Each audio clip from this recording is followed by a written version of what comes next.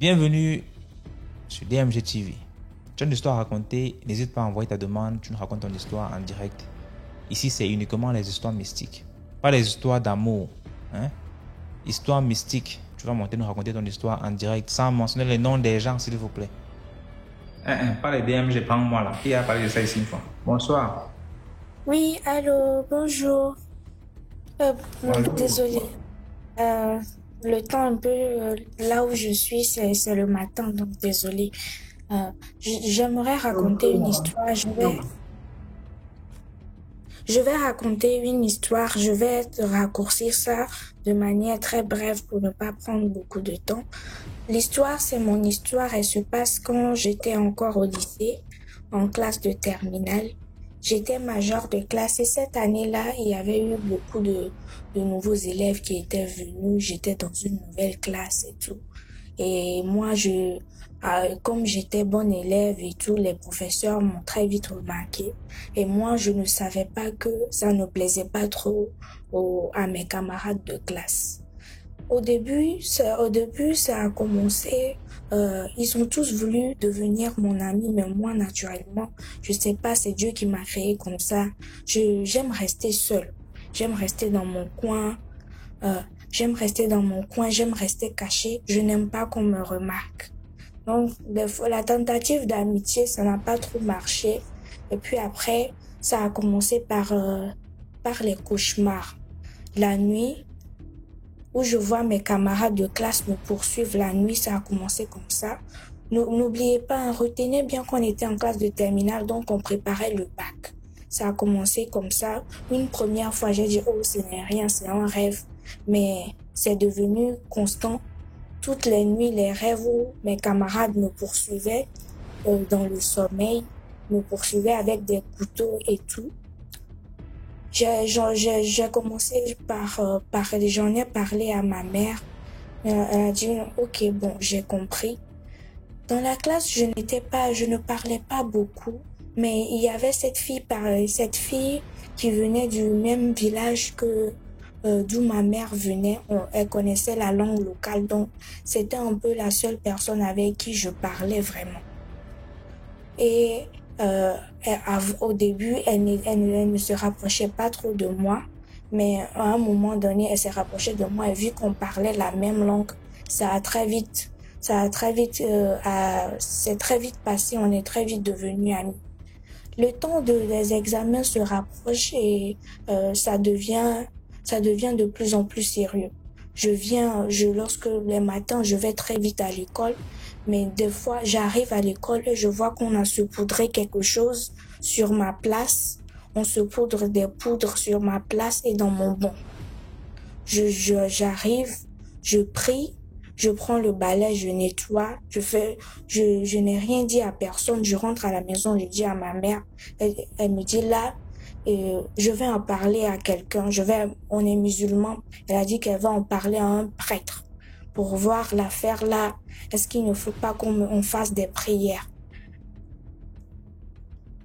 Ça continue comme ça. Les choses ont commencé par devenir de plus en plus violents.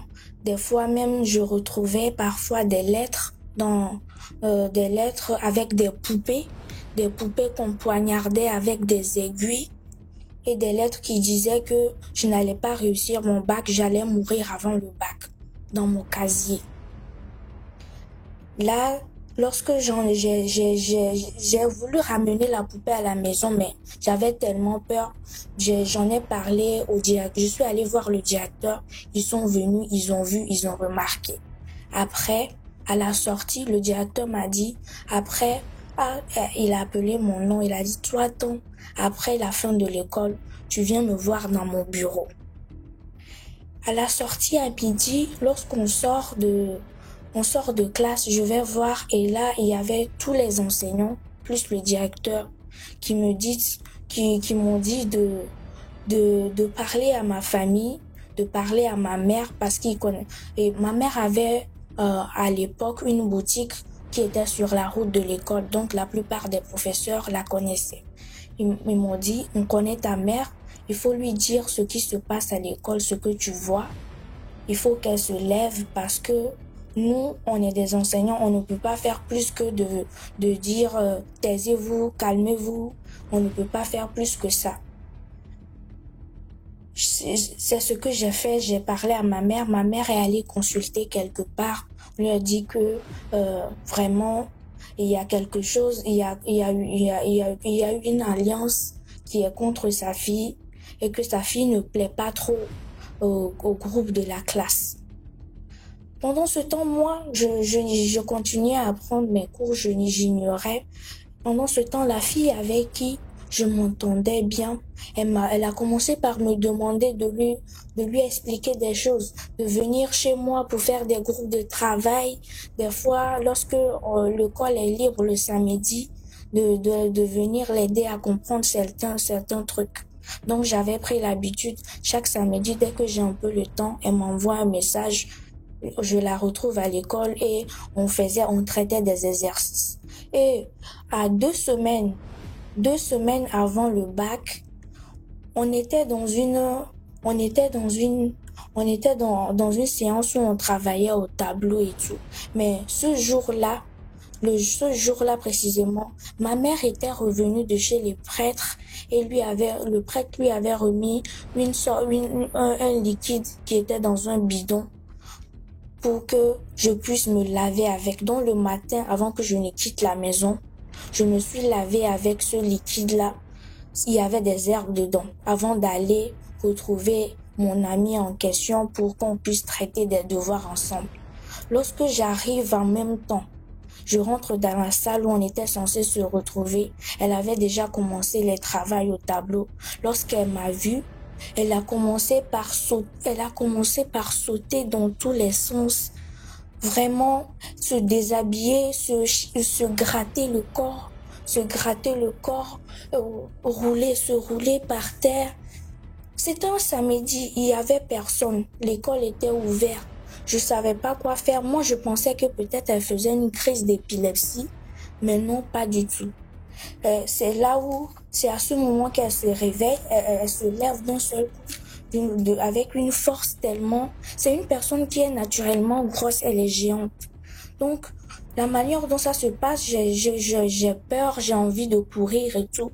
Et c'est là que elle me regarde dans les yeux. Et là, je vois que ses yeux changent de couleur. Ça part du vert au rouge, du truc. Et puis, elle ouvre sa bouche et elle me dit, on est beaucoup, la classe nous appartient. Toi, tu ne vas pas venir faire ce que tu veux. Donc, soit tu rejoins notre groupe, notre clan, et on te laisse tranquille, ou on te détruit, on te pourrit la vie. C'est de là, moi, à peine j'avais posé mon sac, je prends mon sac et je cours immédiatement en direction de la boutique de ma mère. Quand je lui raconte ça, elle me dit, d'accord, j'ai compris. Elle a fait des prières sur moi.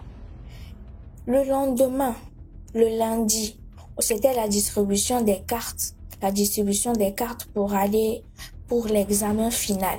On nous distribue les cartes, tout le monde a sa carte, tout le monde prend la carte, je prends ma carte, je vais à la maison, je rentre, je mets dans le Coran. C'est la Bible des musulmans. Je mets la carte à l'intérieur. Je mets ma carte d'étudiant à l'intérieur et je ferme. Le soir, lorsque ma mère rentre de la boutique, elle me demande d'apporter la carte pour qu'elle puisse verser l'eau que le prêtre lui a donnée pour essayer de sanctifier la carte et enlever peut-être tout esprit maléfique.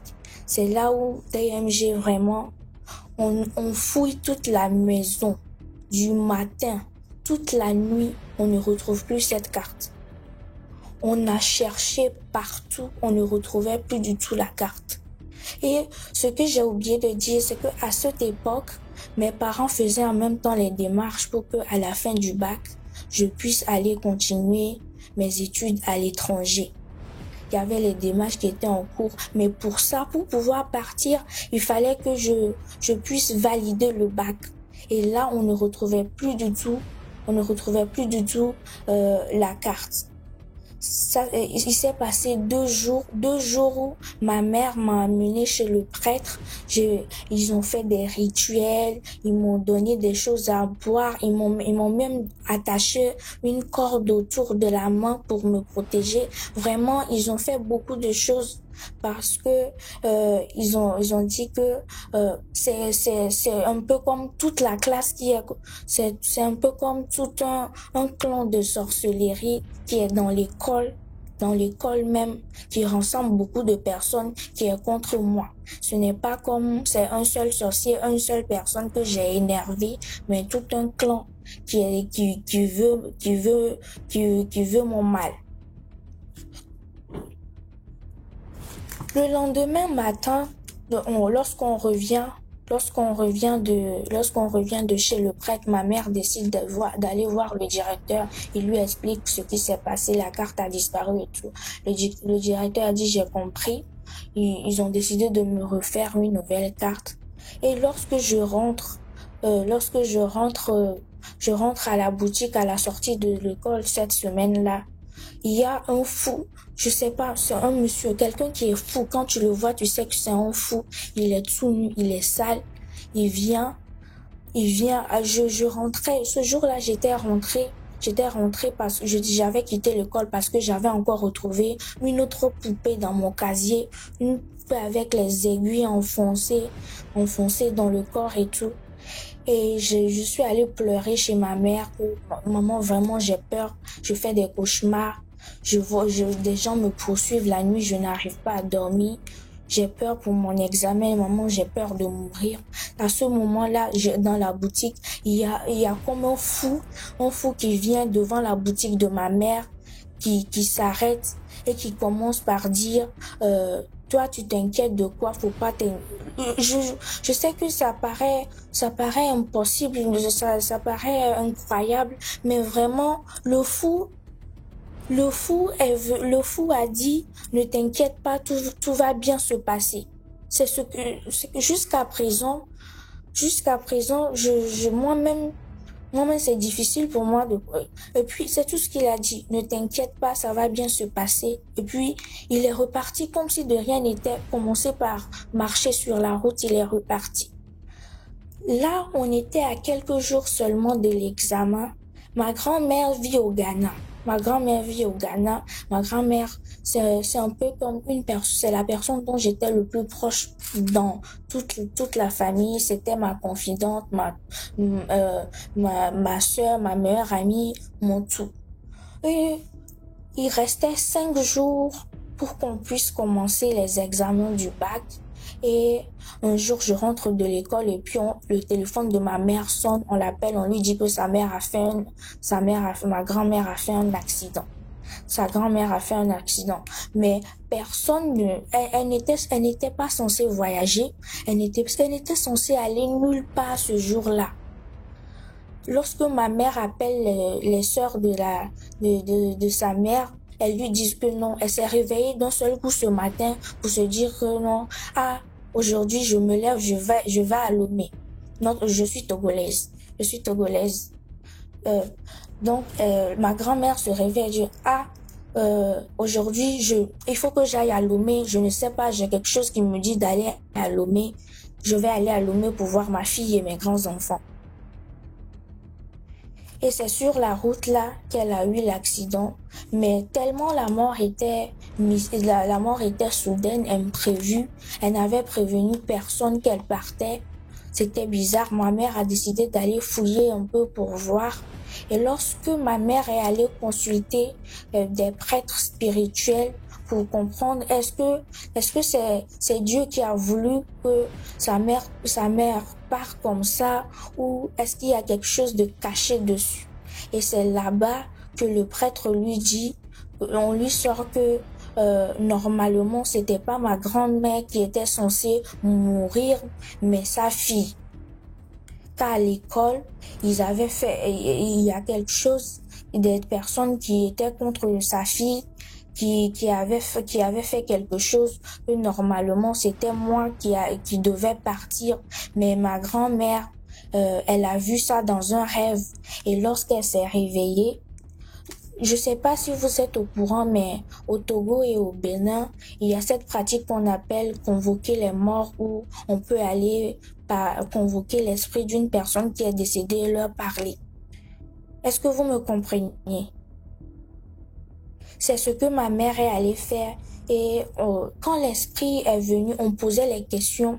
C'est ça qu'elle a dit. Elle a dit que elle a fait un rêve dans lequel elle a vu que j'étais allée à l'examen du bac le premier jour. J'ai convulsé, je suis tombée, et, et, et, et je suis partie. Et lorsqu'elle s'est levée, la première prière du matin qu'elle a fait, c'est qu'elle a prié à Dieu que si quelque chose devait arriver à sa petite fille, à sa meilleure amie, qu'elle préférait que elle parte à la place. Et c'est ce qui s'est passé. Dieu a accepté sa prière. C'est pour ça que elle est décédée à la place. C'est pour ça que l'idée était venue soudainement. C'était quelque chose qui lui avait pris de prendre la voiture comme ça et de dire qu'elle venait à Lomé alors que rien n'était prévu. Tout était soudain. C'est pour ça. Oh Seigneur, non, ça va. Je suis désolée. Et depuis la mort de ma grand-mère, je la vois souvent dans mon sommeil. Des fois, je fais des rêves, je rêve d'elle jusqu'à présent. Et voilà, après le décès de ma grand-mère, lorsque l'examen a commencé, mes camarades de classe, ils ne m'adressaient pas la parole, même dans le centre d'examen. Ils me regardaient bizarrement, comme s'ils voyaient un fantôme, comme si ça n'allait pas du tout. Et le 4e jour ou le 5e jour de l'examen, ou la nuit avant, j'avais fait un rêve où moi-même j'ai rêvé que j'étais allée à l'examen et puis je suis tombée sur le banc, j'ai baissé la tête et je ne me suis plus jamais réveillée. Quand je me suis réveillée en sursaut et que j'ai raconté ça à ma mère, cette nuit-là même, il était 1h du matin, ma mère et moi, on a pris le taxi pour aller chez le prêtre.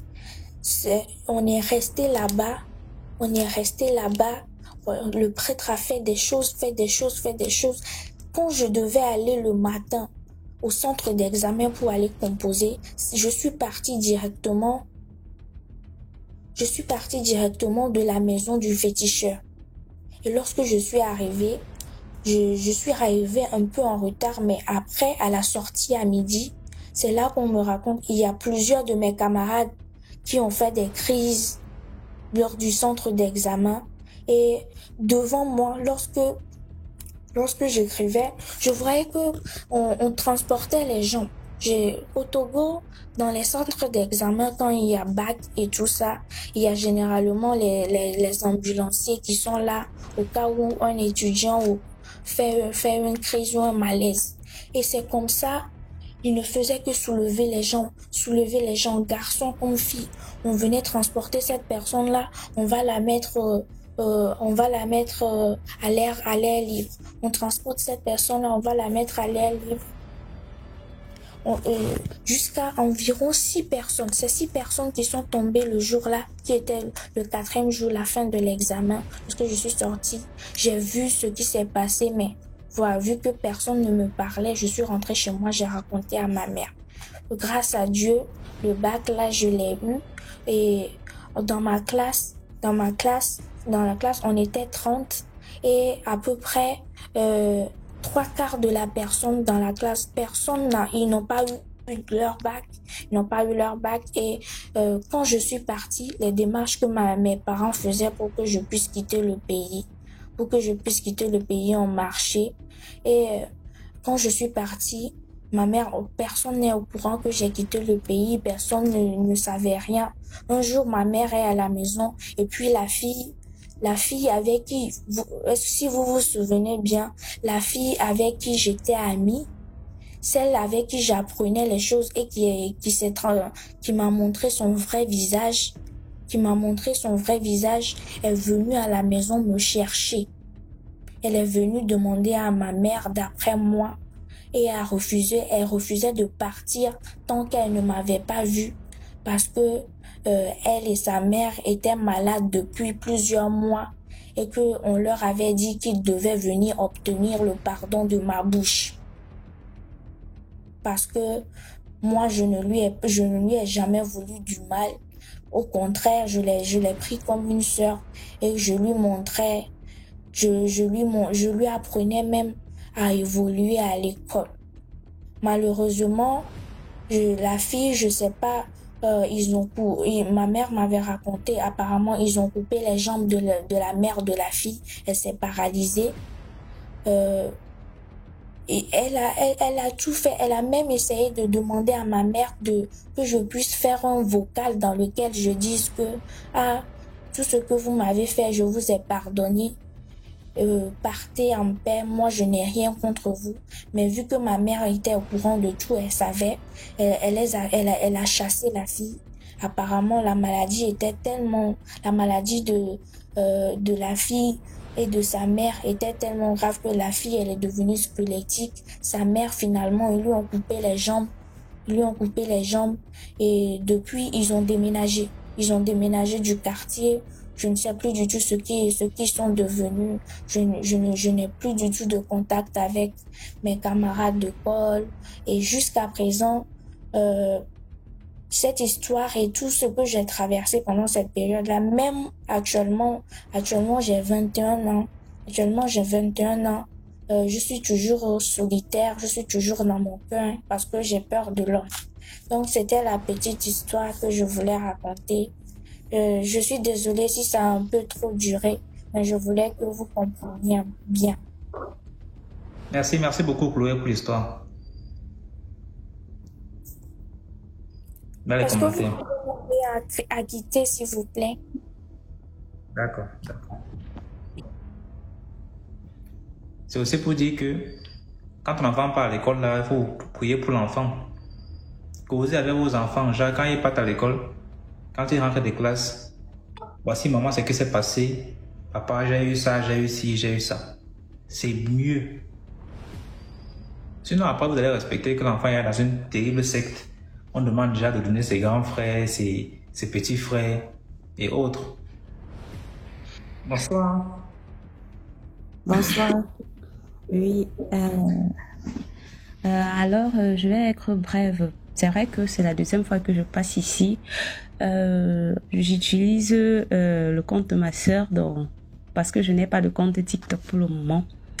Donc, je vais vous raconter une histoire assez vraiment bizarre. Je l'ai vécue moi-même et c'est vrai que j'ai encore des séquelles, mais je vais quand même la raconter. Alors, je suis née dans une fratrie de 3 filles, dont je suis la dernière. Et donc, j'étais vraiment une fille, comme on dit souvent, une petite fille posée, pas de problème. Alors, le premier incident que j'ai, c'est que je suis électrocutée par le courant. Mais par la grâce de Dieu, je n'ai pas eu de séquelles. Donc, j'ai survécu.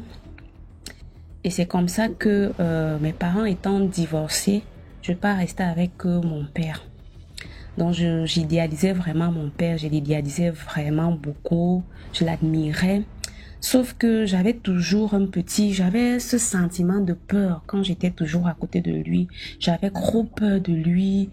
Et du coup, comme je n'ai pas grandi avec lui, il y avait toujours un frein entre lui et moi. Il avait toujours tendance à plus prioriser mes grandes sœurs. Et vraiment, ça créait souvent des petites frustrations pour moi. Parce que je me disais pourquoi c'est comme ça. Bon, c'est après que j'ai compris. Et c'est comme ça, avec le temps, on a commencé à vivre. Bon, je le sentais toujours froid avec moi, dur avec moi. Quand il faut me punir, c'est avec vraiment beaucoup de sévérité, tout ça. Je ne comprenais pas parce qu'il avait des mots vraiment durs. Il me criait de tous les noms, tout ça. C'est comme ça que j'entre dans l'adolescence. Je me mets à vraiment... niveau école, ça n'allait pas vraiment... Ce n'était pas vraiment ça. Et alors, mon papa se remarie. Et comme nous, on était des filles, parce qu'à l'époque, c'était genre, si c'est que tu es avec une femme qui n'a pas de garçon, on ne peut pas l'accepter. Bref, il a laissé ma mère et bon, bref, il a épousé une autre femme qui lui a donné des enfants. Sauf que cette femme-ci, elle avait souvent, je ne sais pas comment je vais dire ça, elle avait tendance à nous jalouser parce qu'elle s'est rendue compte que mon papa nous priorisait beaucoup, il nous faisait vraiment vivre la grande vie, tout ça. Et c'est comme ça qu'elle a commencé à faire, elle faisait des comparaisons, genre non, ce sont ses enfants qui sont les héritiers, patati patata. Bref, on a vécu comme ça là. Et il y avait aussi quelque chose d'étrange, c'était que quand ma maman venait nous rendre visite, elle venait nous rendre visite en cachette. Parce que si mon père était au courant que ma maman venait nous rendre visite, mon Dieu, déjà, tu n'allais pas manger ce jour-là. Et de deux, il va entrer dans une colère noire. Il n'appréciait pas vraiment qu'on soit en contact avec notre maman. Et c'est la grâce qu'on a eue. Parce que notre maman ne nous avait jamais laissé tomber. Même si on envoyait mon père au fond. Parce que mon père, c'était à l'époque, il était en haut cadre de l'administration, tout ça. C'est comme ça que ma maman, elle était toujours avec nous, toujours avec nous. Même si on nous envoyait où, elle venait toujours nous rendre visite, elle ne nous laissait jamais tomber. Malgré ses maigres moyens, elle était toujours avec nous. C'est alors comme ça que, bref, mes sœurs, elles sont parties. Moi, je suis restée avec mon père et ma grande sœur. Parce qu'on était deux et les enfants de ma belle-mère. C'est comme ça que mes notes chutaient, je ne comprenais rien, ma vie n'avait même pas de sens à l'école, je ne comprenais que dalle. C'est-à-dire que quand le professeur, lui, il explique le cours, moi, ma tête est seulement dans des choses inutiles. Parfois, les parents, tu es un parent, tu ne comprends même pas ton enfant. Tu es là, tu brimes l'enfant que non, il est bête, il est ceci, il est cela, alors qu'il y a une raison toujours derrière tout ça. C'est comme ça que... on avait affecté mon papa au centre du Cameroun qui est Yaoundé. On arrive là et là nous sommes plus proches de notre maman. Et là maintenant c'est déjà devenu, quand tu veux voir la maman, tu passes seulement vite, tu te caches. Mais s'il te voit, tu sais déjà ce qui t'attend. C'est comme ça qu'un jour mes soeurs et moi on décide de fuguer. On va rester chez notre maman. On arrive là-bas, mon papa, on lui dit que nous, on a dit à nous que maman, nous ne veut plus vivre là-bas parce que ma grande sœur à l'époque, elle n'arrivait pas à bouger son cou. On ne savait pas ce qu'elle avait. Et ma grande sœur ne faisait que maigrir. On ne savait pas ce qui se passait. On dit, mais qu'est-ce qui se passe? C'est comme ça que dans la maison où on vivait, il y avait une femme là-bas. Ici au Cameroun, il y a ce qu'on appelle les bassards. Donc, elle était la belle-sœur de notre belle-mère. Elle est partie regarder, elle dit que ce que votre sœur a là, c'est qu'elle a été envoûtée. Et c'est ma belle-sœur qui fait ce travail, c'est-à-dire la femme de notre papa. C'est comme ça qu'elle nous dit que... Et son objectif à elle, c'est de vous rendre toute folle.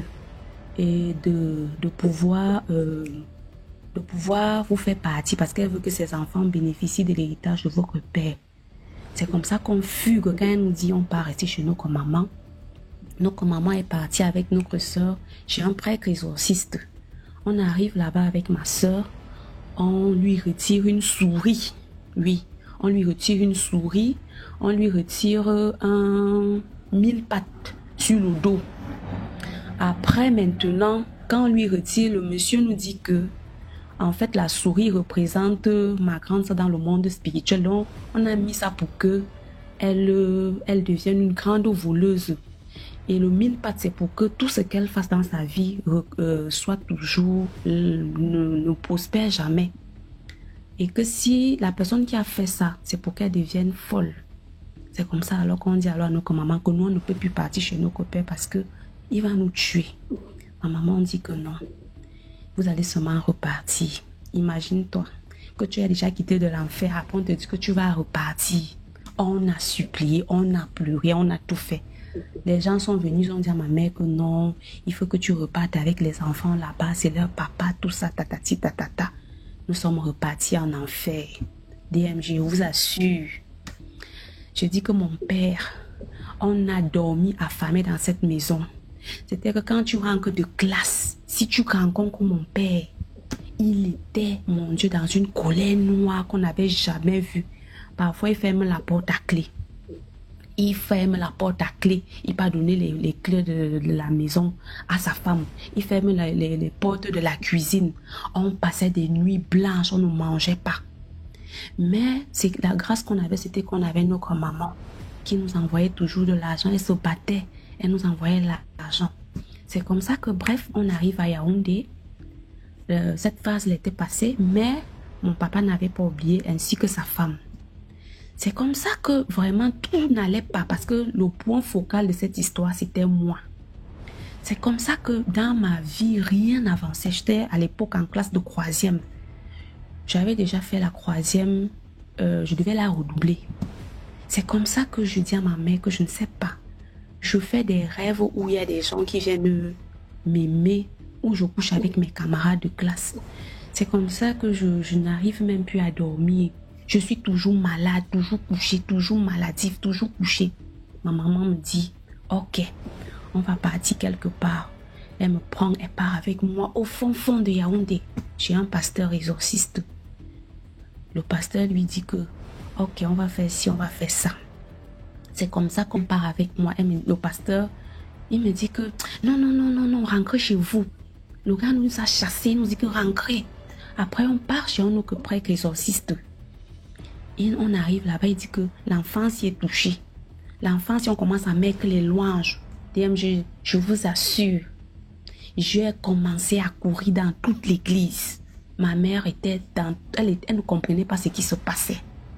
C'est comme ça que, comme on dit souvent, la galère avait commencé.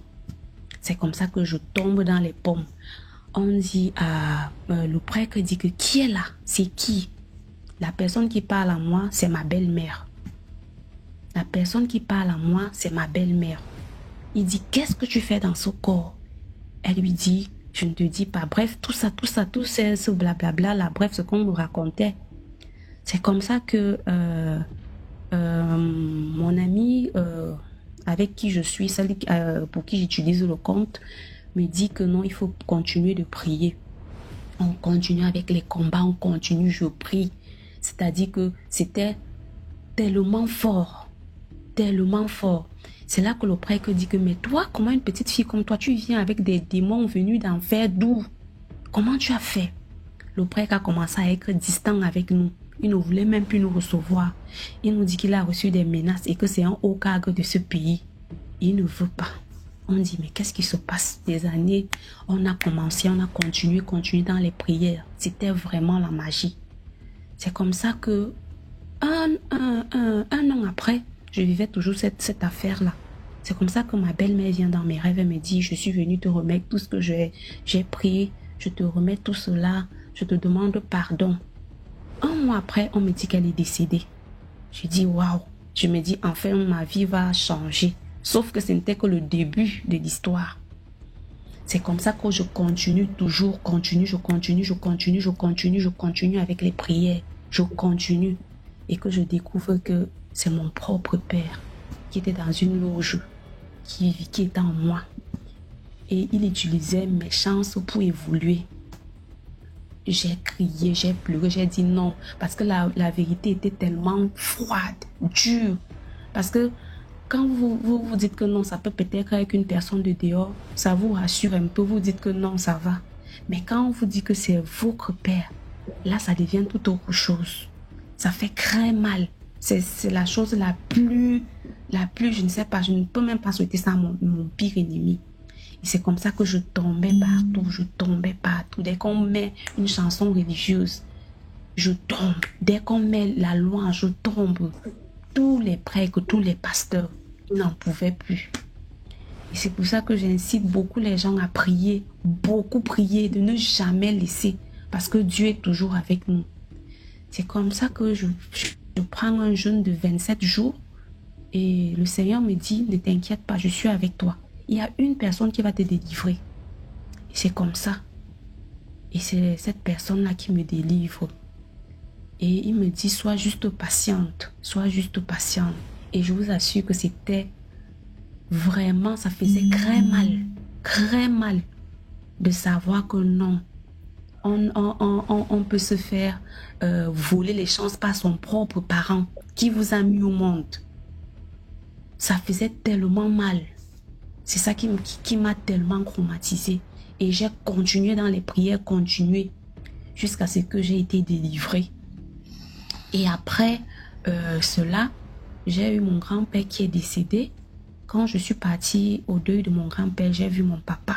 Je vous assure, quand je l'ai vu, je voulais pleurer. Mais le Seigneur m'a dit, n'ose même pas verser une seule goutte de larmes. Je l'ai vu, je vous assure, je ne l'ai pas reconnu. Il était la peau sur les os.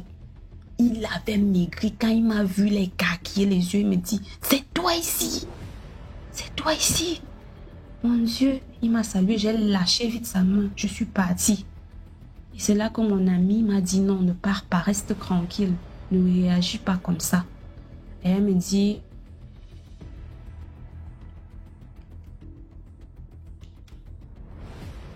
je vous assure que c'est la prière qui m'a vraiment maintenue. Et c'est la raison pour laquelle je vous dis, dans la vie, quand les enfants sont parfois bêtes à l'école, on se dit que non, c'est comme ça. Mais vous ne savez pas que parfois, c'est que ce sont même, parfois, ce sont des causes mystiques. Et il faut toujours prier, avoir des bonnes personnes dans la vie qui vous aident spirituellement. Parce que si je n'avais pas ma maman, je suis sûre que je serais morte. Donc c'est un peu l'histoire que je voulais vous raconter. Merci beaucoup pour l'histoire. D'accord. Dans les commentaires. C'est Célia. D'accord. Parce que je voulais, il a dit Carole, mais comme tu as signalé que c'est pas toi sur le profil là. Non. D'accord. Allô, bonsoir DMG. Bonsoir, Maman. Tu as disparu, je te voyais plus, ça fait longtemps. Ok, je vais raconter, normalement j'avais 3 histoires, mais je vais raconter une première histoire et peut-être je vais revenir plus tard. C'est l'histoire de ma tante paternelle. Donc, vous voyez le genre de tante qu'on me raconte toujours qu'elle était le mouton noir de la famille, quoi. Genre, notre grand-père avait maudit et tout. Malheureusement, ma tante n'avait pas fait d'enfant. Mais elle s'est quand même mariée et j'habitais chez elle. Et ma tante a cherché tellement l'enfant qu'elle s'est mise dans des choses qu'il ne fallait pas. Elle a consulté les marabouts et tout, ça n'a pas donné. Quand elle a vraiment vu que ça n'allait pas, elle a remis sa vie entre les mains de Dieu. Et il y avait particulièrement un prêtre qui suivait ma tante là. Et comme ma tante là n'aimait jamais faire ces choses sans m'amener là-bas.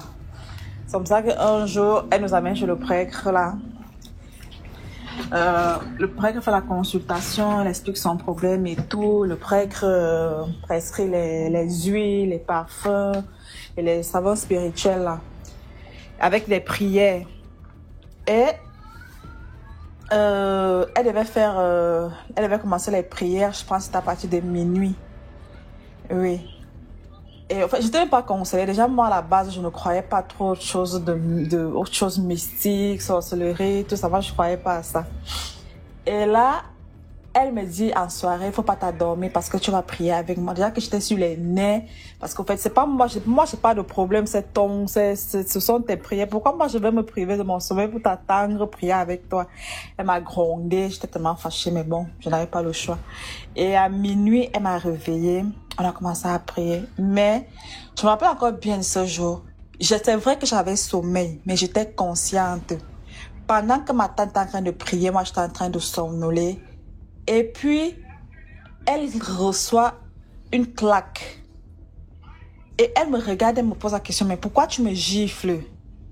Je lui dis, mais je t'ai pas giflé. Comment je vais faire pour te gifler? Pendant qu'elle est en train de me parler, je reçois la même claque. Pendant la prière, je reçois la même claque. Et puis je me dis, mais toi tu me gifles pourquoi maintenant? Mais je t'ai pas giflé. Et elle reçoit encore la même gifle. Et je n'ai pas trop compris ce qui se passe. Ma tante a commencé à se crémousser au sol en parlant une langue étrangère que je ne comprenais même pas. Mais elle était en train de se débattre en disant que non, ne me faites pas ça, pourquoi vous m'amenez là-bas, laissez-moi, ne me tirez pas, ne me tirez pas. Elle était en train de se débattre. Et moi, j'étais encore une gamine, je ne comprenais même pas ce qui se passait. Mais j'ai quand même eu le réflexe d'aller dans sa chambre, prendre l'eau bénite, le parfum Michel Archange, tout ce que le prêtre avait donné là. J'ai commencé à verser l'eau bénite. Plus je versais l'eau bénite et le sel sur elle, plus elle s'enroulait, elle parlait. Et puis à un moment, elle a commencé à parler. Papa, ne me laisse pas ici. Elle parlait en patois. Elle a changé de langue, elle parlait en patois. Elle dit, papa, ne me laisse pas ici. Là. Pourquoi tu vas leur laisser me tuer? Je regrette tout ce que je t'ai fait. J'ai été têtue. Tu m'avais interdit de ne pas partir chez les marabouts. Je suis partie. S'il te plaît, ne me laisse pas. Papa, traverse la ligne. Viens me chercher, s'il te plaît. Traverse la ligne. Ne me laisse pas ici. Mais j'étais étonnée, Kiki. Qu'est-ce qui se passe au fait? J'avais tellement peur que j'ai finalement abandonné tout ce que j'avais en main. J'ai ouvert la porte et je suis allée toquer la voisine. Que mais ça ne va pas, ma tante en train de... Moi, elle était en train de conduire, elle était malade et tout. Le temps que la voisine arrive, moi j'entre à la maison et puis j'entends un bruit énorme à la toiture. Comme si on avait pris les petits cailloux du pays là et on avait lancé avec une force sur la toiture.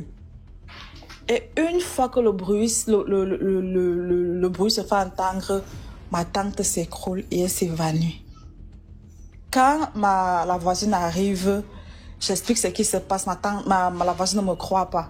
On porte ma tante, on amène ma tante à l'hôpital. Et quand elle s'est réveillée, je pense, le matin, on a pu la réanimer et tout.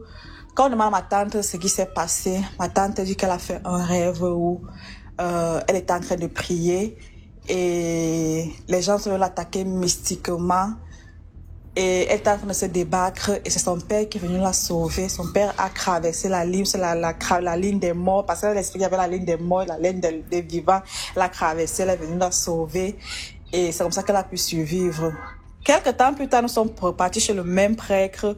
Le prêtre a dit, effectivement, je sais pourquoi j'étais de les prières à cette heure-là. Parce que ce que tu es allé faire chez le marabout, ne venez pas souvent me tenter ici, là. Ne venez pas souvent me tenter. Donc, tu sais très bien ce que tu allais faire, mais tu viens quand même me tenter parce qu'on n'avait même plus peur. Vous n'avez même plus peur des hommes de Dieu. Mais j'étais choquée que, mais, qu'est-ce qui se passe au fait? Apparemment, ma tante avait passé un pacte avec un marabout pour avoir l'enfant. Sauf que le marabout n'a jamais donné l'enfant à ma tante comme elle désirait, mais il avait quand même pratiqué sur ma tante parce qu'apparemment, elle avait eu une relation avec le marabout en question. Ce qui fait en sorte que le marabout est déjà décédé, mais la malédiction est restée sur elle depuis des années. Donc, jusqu'à présent, ma tante traîne avec cette malédiction-là jusqu'à aujourd'hui. Une femme qui était bien potelée, toute belle et tout. Si vous voyez ma tante aujourd'hui, elle ne ressemble à rien. Déjà qu'elle a fait un accident, on l'a amputé un pied. Sa vie est devenue vraiment misérable. Donc, les femmes, pardon, même les hommes, là, quand Dieu vous refuse l'enfant, seul Dieu sait pourquoi il vous a refusé l'enfant. N'allez pas vous mettre dans n'importe quoi pour chercher l'enfant. Donc, c'était un peu ça. Bonne soirée à vous. Je vais revenir plus tard peut-être. Merci beaucoup pour l'histoire.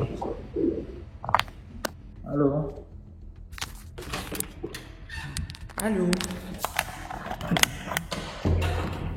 Bonsoir, attendez, je sors d'abord de la pièce où je suis. J'espère que vous allez bien. Un instant. Ok, donc, j'ai deux petites histoires à raconter. Elles ne sont pas longues du tout. C'est la première histoire. Je devais avoir entre 20 et 21 ans. Hein. Il y a très longtemps, à l'époque, les téléphones portables n'existaient même pas encore. Donc, avec ma soeur, pendant les vacances, ce qu'on avait l'habitude de faire quand on s'ennuyait, on était un peu d'un genre spécial, je sais pas. Quand on s'ennuyait, on prenait le taxi, on allait au centre-ville, à Libreville. Et on allait là-bas vers 17h, 18h, parce que c'était l'heure à laquelle les gens sortaient des bureaux. Et c'était ça notre truc, en fait. Et quand on partait Les hommes, ils sont comme ils sont. On avait les dragueurs tous les jours. Donc, ce jour-là, on est tombé sur 2 Joe, 2 papas. C'était pas des jeunes. 2 monsieur qui travaillaient dans une société de la place. On allait prendre un verre et tout. Et puis, le lendemain, on s'est redonné rendez-vous au centre-ville. Donc, on se voyait comme ça assez souvent. Et un des gars a commencé à faire la cour à ma soeur et l'autre me faisait la cour. Nous, on était juste des escrocs. Hein. C'est pas qu'on partait là-bas parce que on cherchait les gars. C'était juste pour bouffer l'argent, avoir les gens pour nous emmener boire et manger. Donc, le papa là, j'ai mangé son argent peut-être pendant 1 mois ou 2. Il m'a jamais rien demandé. Voici un jour, il m'emmène faire des courses. On va au supermarché, je fais vraiment des courses et tout ça. Sur le chemin du retour, quand il se gare, il me dit, comment on appelle ça? Écoute, il faut que je t'explique quelque chose parce que j'aimerais qu'on se retrouve, toi et moi, en intimité. Bon, notre botte, c'était quand les hommes nous demandaient ça, on barrait, on partait, on disparaissait. On se retrouve en intimité. Sauf que, avec moi, ça se passe d'une manière particulière. J'ai dit manière particulière. Que quoi c'est? Il dit non, parce que moi je suis... il avait dit quoi? Je suis d'une religion qu'on appelle le Maïkaré. J'ai dit Maïkaré c'est quoi? Je n'ai jamais entendu parler de ce truc-là. Il me dit oui, on est une religion, notre église est située... Il m'a dit, en tout cas, derrière la pédiatrie, bon, les Gabonais vont reconnaître, derrière la pédiatrie et tout. Donc, moi, pour faire l'amour avec moi, il y a un certain procédé à suivre. Maman. J'ai dit, ok, d'accord, il n'y a pas de problème. Quand j'ai vu ma soeur, j'ai dit que maman, l'homme l'a dit qu'il est dans si c'est quoi. Il veut m'apprendre d'abord, on doit faire si c'est quelle affaire qu'il veut m'apprendre comment il faut faire. Donc, ça là, c'est la première histoire. J'ai disparu, j'ai fui le monsieur. Comme je disais, il n'y avait pas de téléphone portable à l'époque. Et il ne pouvait pas se permettre de débarquer chez moi comme ça parce que je lui avais déjà dit que mes parents étaient très sévères. Donc, c'est comme ça que j'ai coupé les ponts avec ce monsieur-là. Je ne l'ai plus jamais revu. Donc, plus tard, là, j'avais déjà près de 30 ans. Hein, j'étais plus âgée. Je suis tombée sur un gars qui faisait la jacktan. Bon, il faisait souvent la fête au quartier, lui. C'était... je suis tombée amoureuse du gars, mais on a vécu une relation. Et ce gars-là, il buvait comme c'est pas permis. Et je comprenais pas pourquoi le gars-là, il se saoulait comme ça. Voici un jour, on entrait faire nos choses. Il y avait personne, il vivait seul. Hein. Je signale quand même bien qu'il vivait seul. Il y avait personne dans la maison. Il avait une maison de 2 chambres. Donc ce jour-là, on est allé faire la fête et ensuite on est rentré chez lui. Et on est en train de faire nos choses. Il me dit, à un moment donné, il me fait, chut, ne parle plus. Je dis, qu'est-ce qu'il y a? Moi aussi, je murmure parce que je comprends pas. Je dis, qu'est-ce qu'il y a? Il dit, parce qu'elle est là. Je dis que qui est là? Il dit, si tu fais le bruit, elle va venir nous attraper. Je dis, qui? DMG. Je regarde sous la porte. Je vois une ombre. Maman, si je pouvais même disparaître le jour-là, il n'y a que le Seigneur. J'étais tétanisée et le gars, il avait vraiment peur. Dans son regard, il avait vraiment peur. J'étais seulement en train de me dire que Seigneur, qui m'a envoyé venir dans les choses compliquées. Et après, il me dit, c'est bon, elle est partie. On peut continuer. J'ai dit, continuer quoi? Qui était là? Elle est partie où? Mon frère, c'est quelle affaire? Il me dit, on en laisse. C'est des choses qui arrivent. Lui aussi, quand le lendemain, quand le jour s'est levé, que je suis rentrée chez moi, là, plus jamais il m'a revu. Donc, en fait, je sais pas, la moralité se rejoint. C'est pour dire qu'il faut faire attention aux hommes qu'on rencontre dans la vie, quoi. Tu peux te dire que tu es tombé sur le bon gars, alors qu'il est dans des choses compliquées. Et au final, quand j'ai un peu réfléchi aux histoires que le gars là me racontait quand il était bourré, moi je me disais souvent, mon fils est en train de délirer à cause de l'alcool. Mais je pense qu'il y avait quand même un fond de vérité parce qu'il me racontait des histoires. Oui, on est allé à la plage, on a sacrifié telle personne, on a marché. Moi je banalisais ça. Mais l'affaire où il m'avait dit que ne parle pas là, j'ai compris que non, lui là, il est dans quelque chose de compliqué. Et puis bon, c'est comme ça que j'ai coupé les ponts avec lui, quoi. Voilà, j'espère que j'ai été assez brève parce que les commentaires chez DMG, c'est sanglant. Merci beaucoup pour l'histoire. Bonne soirée. Et à toi. C'était un mien, oui, c'était un mien. Et Seigneur, quelqu'un m'a pissé l'arachide un jour. Ça me rappelle l'histoire de la dame qui avait un gars à Douala. Le monsieur avec une maison, c'était à côté de l'eau. Je ne sais pas si c'était la mer ou c'était quoi. Oh. Elle dort avec le monsieur sur le lit. À minuit, le gars se réveille et fixe la dame comme ça là, pendant qu'elle est encore dormie. Elle se réveille voir le monsieur encore le fixer comme ça. Le gars frappe son crâne avec les mains. Il ne fait que frapper, il ne fait que frapper, il ne fait que frapper. Après, il se retourne, il court, il peut entrer dans l'eau. Tu comme ça, tu arrives la nuit, mon frère. Tu es mort.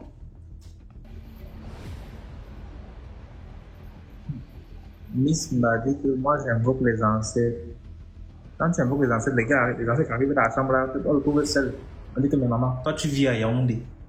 Tu fais quoi dans la chambre, je garde à Douala. Jusqu'à tu nous invoques, on vient faire quoi? Hein?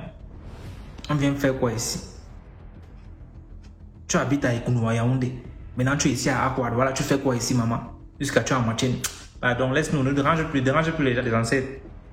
On a seulement que les gars, on te laisse là-bas.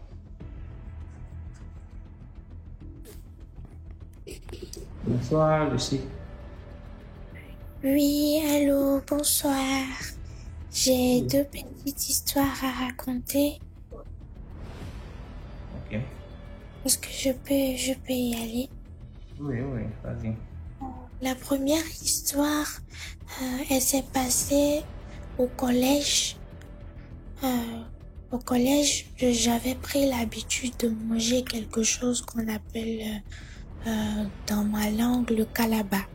Je sais pas si il y a certains qui connaissent le calaba, mais c'est un peu comme de l'argile blanc, l'argile cuite.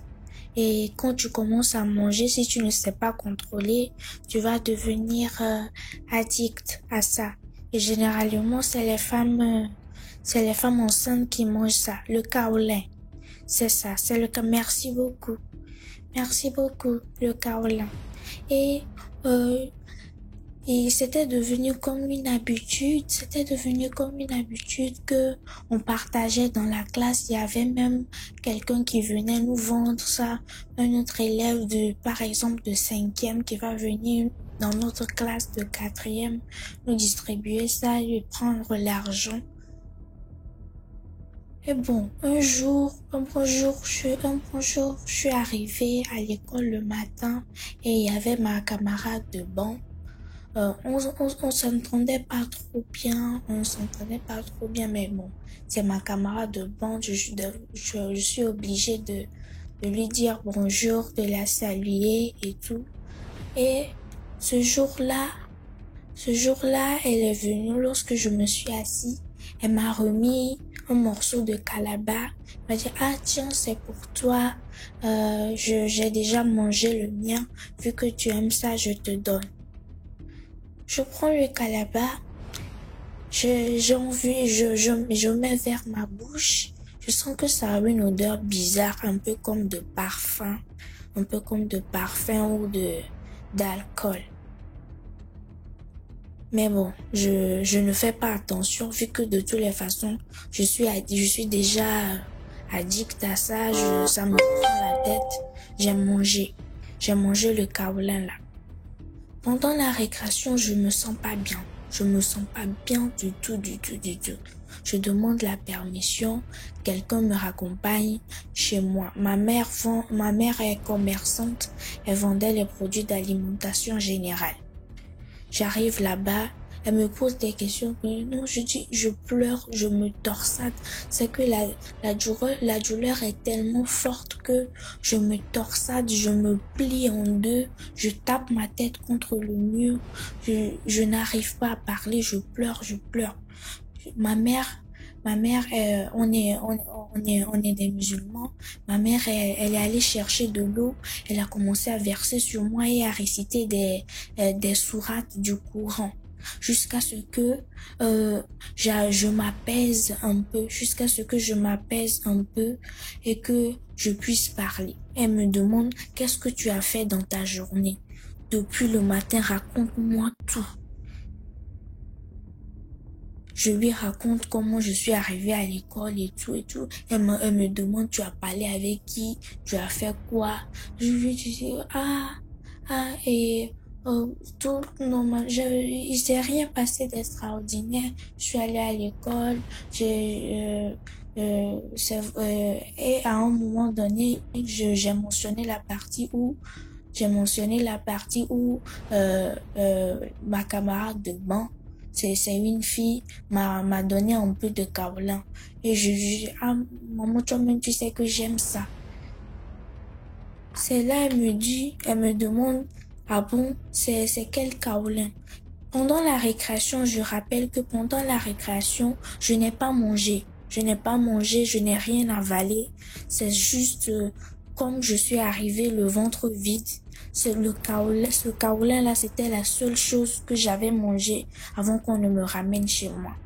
Ma mère est un peu comme une personne. Vous savez, il y a des personnes qui comprennent les choses spirituelles un peu mieux que certaines personnes. Je sais pas, c'est comme ça, Dieu l'a créé. C'est vraiment, c'est quelqu'un de très spirituel et tout. Elle prend une bouteille d'eau. Elle récite des sourates dessus. Elle prie sur la bouteille d'eau. Elle me donne la bouteille d'eau, je bois. Et je vous dis, DMG, j'ai vomi tout le kaolin là. J'ai vomi tout ce que j'ai mangé, j'ai vomi jusqu'à ce que ça me fasse mal au ventre. J'ai tout vomi. J'ai vomi jusqu'à... Après, ça s'est calmé. Le mal de ventre s'est arrêté. Moi, le soir, à 14h, je suis repartie à l'école de manière normale. C'est là, à 14h, j'arrive à l'école normale, comme si de rien n'était. Et il y a ma camarade de banc qui vient me poser qui me demande, est-ce que ça va? Tu te sens bien? Est-ce que tu te sens bien? Tu as l'air un peu bizarre, tu as mal quelque part. Je dis non, pourquoi tu me poses cette question? Ça va très bien. Elle dit, c'est juste pour te demander. Pendant ça s'est passé comme ça, j'ai quand même remarqué. Maintenant, je fais beaucoup plus attention maintenant. Je sais ce qui m'est arrivé le matin. J'ai gardé ça en mémoire. Lorsque je suis rentrée à la maison, j'ai dit à ma mère. Et ma mère, c'était un vendredi que ça s'était passé. Le samedi, elle est allée voir une de ses tantes qui est voyante et elle est allée poser des questions là-bas. Et ce qu'on lui a révélé, ça veut dire, normalement, le kaolin que mon ami, ma camarade de banc m'avait donné, c'était un kaolin sur lequel sa mère avait travaillé. Apparemment, c'était un kaolin. Normalement, si j'avais mangé le kaolin là, c'était censé m'initier à leur à leur congrégation. C'était un peu comme une initiation. Mais vu que moi aussi, je viens pas d'une famille qui est facile, ça ne voulait pas descendre dans mon ventre, c'est resté calé. Il a fallu que ça ressorte. Ça pouvait pas rentrer en moi parce que j'ai une famille qui est solide et tout, des personnes qui sont très spirituelles. Donc si j'avais mangé le kaolin là de manière normale, peut-être actuellement je serais initiée dans quelque chose, dans un clan quelque part. Et mon ami là, à partir de ce jour-là, elle a demandé elle est allée voir un professeur et elle a demandé à changer de place parce que apparemment d'un seul coup elle ne voyait plus bien, elle ne se sentait plus bien lorsqu'elle s'assoyait à côté de moi, elle faisait comment on appelle ça, des crises d'épilepsie. D'un seul coup, elle saute, elle est dans le banc, elle se lève, elle sursaute, elle fait des choses. On lui a finalement changé de place. Et depuis qu'on lui a changé de place, elle ne faisait plus ses crises. Donc ça, c'est la petite histoire que je voulais raconter. J'espère que vous avez aimé. Et si c'était trop long, désolé. Écoutez vos enfants quand ils vous parlent. Posez-leur des questions. Et Chloé, c'est toi, non? Oui, c'est encore moi. Ah, pourquoi tu as changé de compte alors? Je voulais pas que il y a beaucoup de personnes qui sont rentrées dans mon inbox. Ah, Oui, il y a des gens qui me demandent mon numéro, des gens qui me harcèlent et tout. J'ai changé pour rester privé. d'accord, merci beaucoup pour l'histoire. Si vous voulez, je peux remonter. J'ai beaucoup d'histoires mystiques comme ça à vous D'accord. raconter. D'accord, tu vas monter après. Au revoir. Descendez-moi s'il vous plaît. Et il a dit que le comportement, c'est que vous avez d'entrer dans les inbox. Vous allez entrer dans le inbox d'un vrai marabout un jour. Ou bien Lucifer même un jour. Vous allez partir comme ça, causer. Et c'est comme ça. Ah, on est seulement ici, non? On aura aussi vos histoires ici, au calme. L'enfant vient raconter son histoire ici, bam, on est dans le inbox. C'est quoi, mon frère? C'est quoi? Allô? Bonsoir famille. Bonsoir DMG, bonsoir tout le monde. Bonsoir. J'ai une histoire. On ne manque pas à minuit. Ici au Cameroun, on ne manque pas à minuit. Bon, j'ai une histoire de l'internat, n'est-ce pas? Chez nous, les anglophones, on a des esprits, n'est-ce pas? Je vais donc parler d'une là. Elle s'appelle Mamie Coche Coche. Mamie Coche Coche. Donc, c'est une femme qui avait une fille. Et la fille en question partait à l'internat. Mais le mari était un marabout. Il n'aimait pas l'internat en question puisque c'était l'internat baptiste. Donc voilà que le jour où la fille part en 6e, le père est fâché. Donc il est suivi par derrière. Maintenant, dès que la fille arrive alors à l'internat, il capture la fille, il la tue, il la met dans une cantine. Quand la mère a su, elle s'est alors fâchée, voulait confronter donc le père en question. Le père aussi l'a tué. Et depuis ce jour, la mère marche dans tous les internats pour chercher sa fille morte. Si elle trouve sa fille dans ta cantine, par exemple, elle te tue.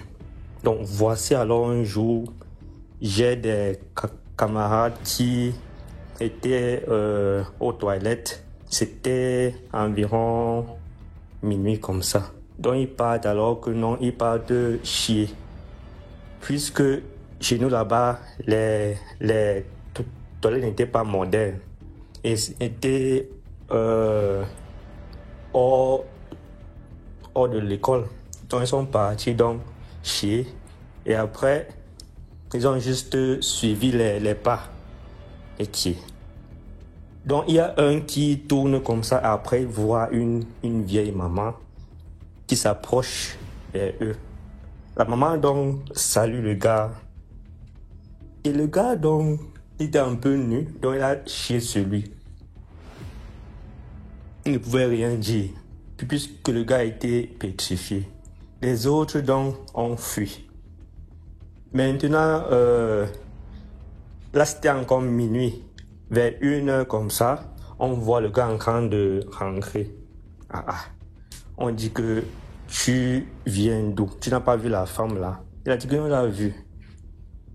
Mais elle voulait juste des renseignements. Renseignements de quoi? Je ne sais pas. Voilà, donc il dit que non, il a oublié son cahier, puisqu'il était en train de lire. Venez alors m'accompagner. Il y a un qui dit que non, papa, rentre seul. On ne sait pas ce que tu as dit à la femme là, rentre seul. il y a deux autres qui l'ont suivi. Quand les deux autres là sont partis, il y a un qui a perdu un truc, n'est-ce pas, au sol. Et ton ami s'est avancé juste un peu. Et après, quand celui qui a perdu un truc au sol s'est relevé, l'ami n'était plus là. Il a aussi disparu. C'est comme ça qu'il rentre alors. Il prévient les gens. Le prêtre vient. Il prie. Et c'est comme ça que la femme et les deux enfants se sont réapparus. Et la femme a libéré les âmes des deux enfants là. Pour vous dire quoi? Quand vous êtes à l'internat par exemple, comme les nous comme ça, qui ont fait l'internat, il y a des personnes qui viennent de familles différentes, avec des pratiques et des croyances différentes. Il faut toujours prier. Il faut toujours prier parce qu'on ne sait pas qui est qui. La femme là, c'était une fille en fait de l'internat là. Et elle était initiée. Donc son but était d'initier d'autres personnes. Donc il faut toujours prier dans la vie, même pas juste les internats. Même en route comme ça, tu peux voir une fille, tu la dragues alors que c'est une grand-mère. Donc prions vivant. Prions vivant. Merci. Oh, merci beaucoup pour l'histoire.